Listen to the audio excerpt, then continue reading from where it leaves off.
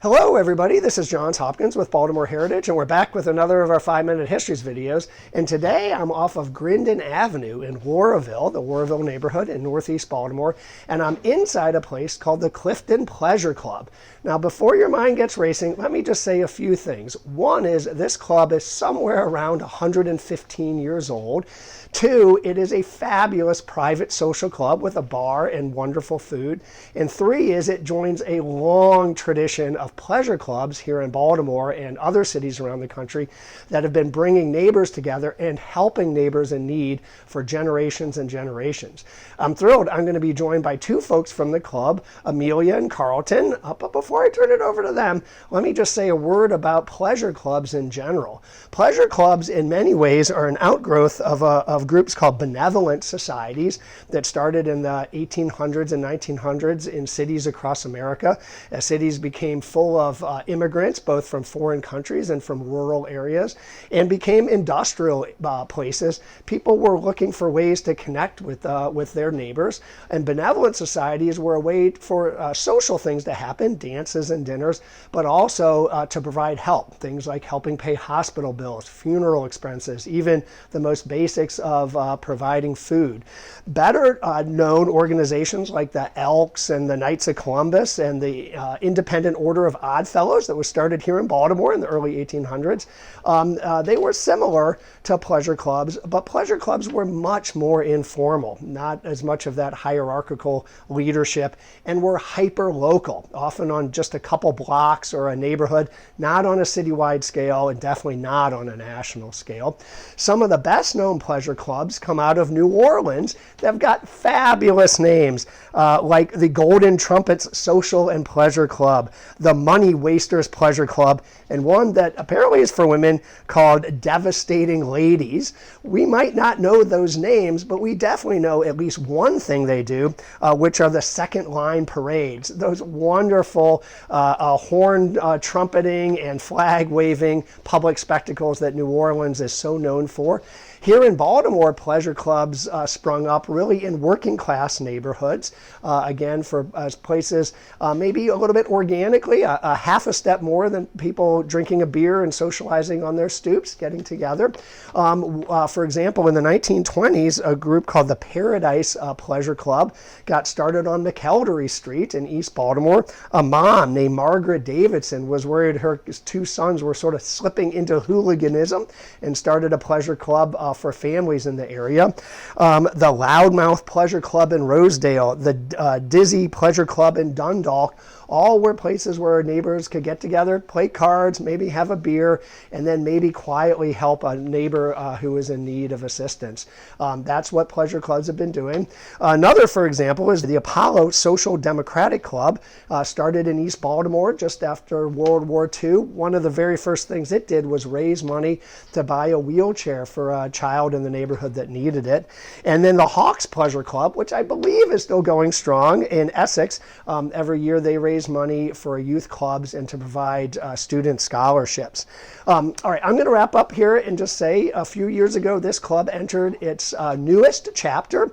As it says, it is a queer-run organization that provides a place for all, emphasis all, community to gather.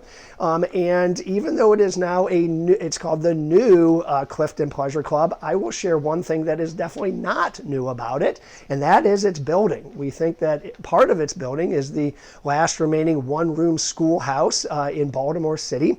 It was started in 1852, built in 1852, as the Grindon Schoolhouse, serving farming families out here in Baltimore County, as well as families working at the Reed's Grist Mill on Herring Run. Over the years, the schoolhouse was a church, it was a political club, and now it is the Clifton Pleasure Club. So for 175 years, it has been bringing neighbors here in what's now called Warraville together. And with that, I am going to turn it over to, I believe, first Amelia. Amelia, we are all yours. I'm Amelia, and I'm the executive director of Clifton Pleasure Club. I've been here invested in creating this space for the last 10 years. The thing that I love most about this space is being able to cook for the community that's here, to create a space where we can be physically together, where community can see each other face to face. We have an incredibly tight-knit community.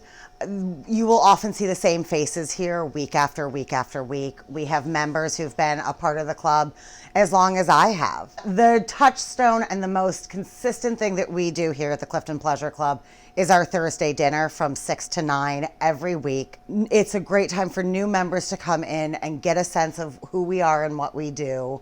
And it's a nice night to meet people who've been members for years. The best thing about this club and the thing that got us through COVID and got us through the pandemic was that we are on a 1/4 acre of land. So we spend a lot of time outside. In the summer, we all just hang out there. In the winter, we have about 6 fire pits that we sometimes set out if the weather's cooperating. In the next year, we want to start focusing on more private rentals and not just us creating space for our members, but when our members need space to host their own events and their own families and celebrate the milestones in their lives. Hello, my name is Carlton and I am the treasurer for the Clifton Pleasure Club. Well, I came here 5 years ago in 2019. I was brought here by some friends and enjoyed the environment. Thought the food was amazing. Became more and more involved with the club until eventually I became treasurer just this past February. Our margins are small, but our mission is mighty.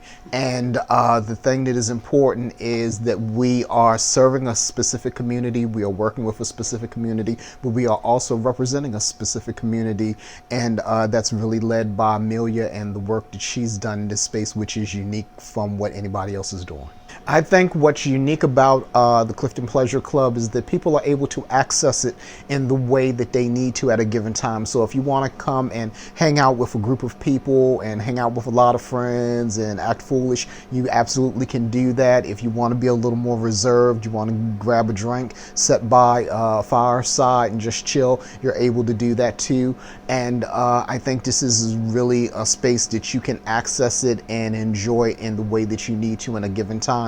The other thing is you can find the most interesting and eclectic people here than you possibly would anywhere else. I've talked about everything from politics to feminism to talking about military history to comic books. So it's a little something for everyone here at CPC. I think it's really contingent upon us to carry on the tradition and the spirit of pleasure clubs, where it's really building and establishing and holding space for community, and also reaching out and giving community a place to flourish and to meet together and to fellowship and to really just have a space to kind of be. Please check us out on our website, CPC Baltimore, cpcbalt.com.